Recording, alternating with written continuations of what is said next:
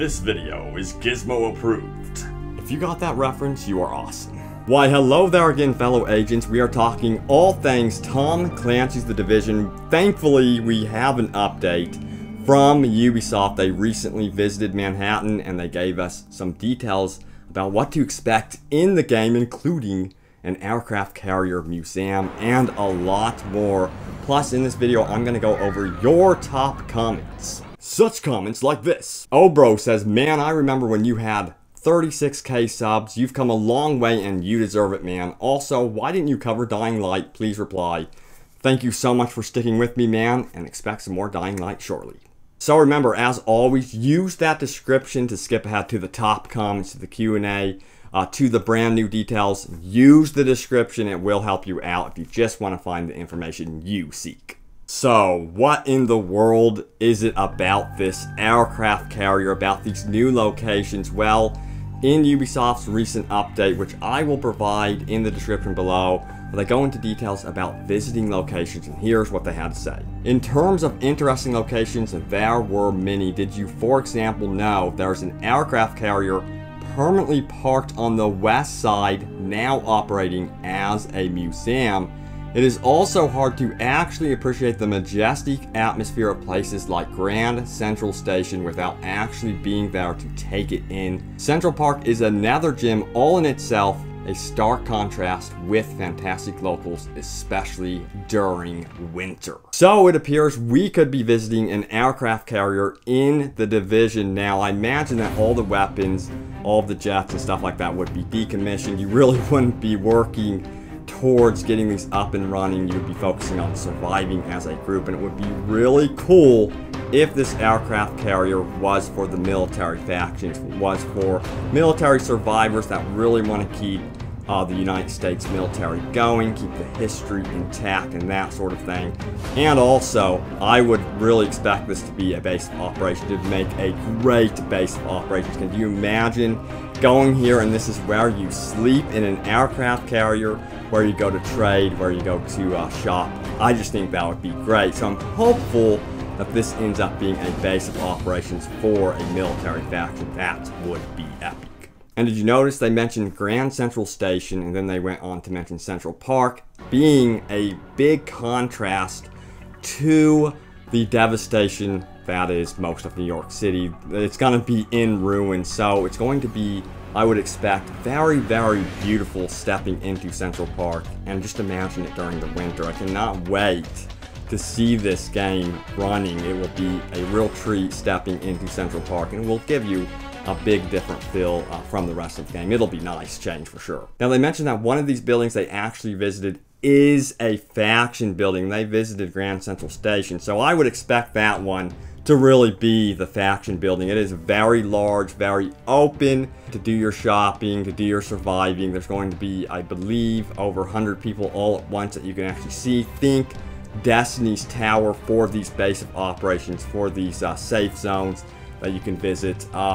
And of course, you could do your trading and shopping, which would be a lot of fun. And I do think that they will activate fast travel systems with these base of operations. You're going to have a lot of responsibility keeping the power on and stuff like that, and the medical center up and running, as well as the armory. Now, they had some interesting things to say about water mains. They go on to say, during winter, water mains frequently break and water floods into the street. Imagine if maintenance crews weren't around to turn it off.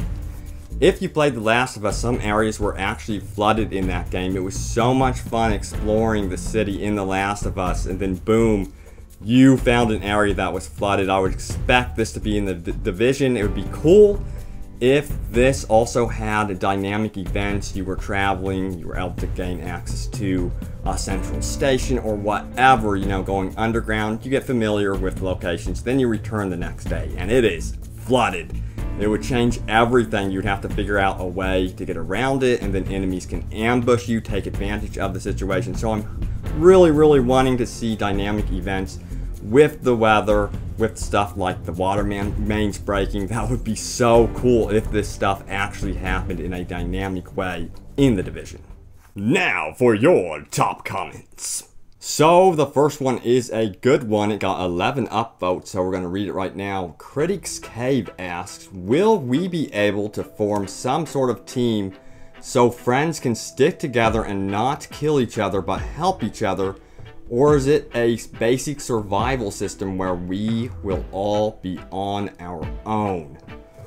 So this game is more like Destiny. It's not going to be as hardcore as DayZ in terms of eating food and making sure you're surviving. It's going to be about really co-op, sticking together with your team. I imagine they will have a clan system in place. They really want you sticking with your group, sticking with your friends. So definitely think Destiny in regards to the co-op play and the survival mechanics. Now about the survival though, they did say that they are going to be providing you with, I believe it was 36 to 72 hours worth of water and food, so that is interesting. There's not much more about that beyond what they said there, but hopefully we do get more details about how that's going to work, and I will definitely keep you updated. Good question indeed. Siobhan Bell goes on to say, Target says it will be released on 6/30/15. Is this accurate? So when you see release dates on websites for games, at least right now, for games that are clear out in 2015 or possibly 2016, they are just placeholder dates. They're there to get the game on the store, the website, so that people can at least pre-order them, because Amazon is saying right now December 31st, 2015, which also isn't accurate. It's just like a complete estimate. They're just throwing something out there just to get it on the site. So don't take release dates literally on websites right now. If I hear anything, I will definitely let you know. But if all goes well, in my personal opinion, fall 2015. Another one. Ronaldo Hill goes on to say, the guy that tossed at Watch Dogs gun mechanics is a moron. Watch Dogs had better gameplay and overall a smoother control system than GTA 5. It got 8 upvotes, so a lot of you agree. So I actually do think Watch Dogs feels a lot more responsive. It doesn't have as much, aim assist. It doesn't require it, and then also the actual overall feel for freely moving about the environment, and its parkour system is just so much better. Of course, you can't jump in Watch Dogs. That's a major letdown. But I really enjoyed Watch Dogs gunplay. But with the Division, don't think Watch Dogs in terms of gunplay.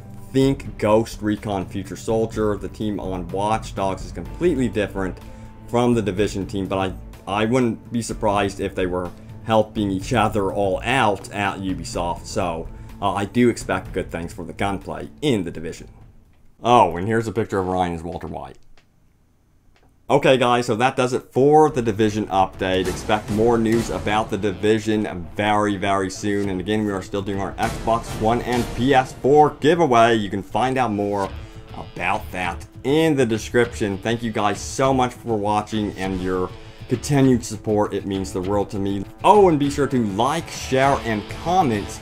Your comment can actually appear in the video, so you never know. Thank you guys so much for watching, and I will see you next time.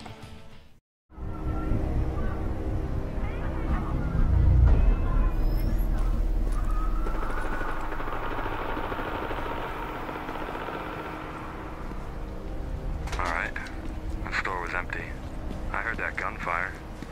Nick, check your map, see if there's anything in the area.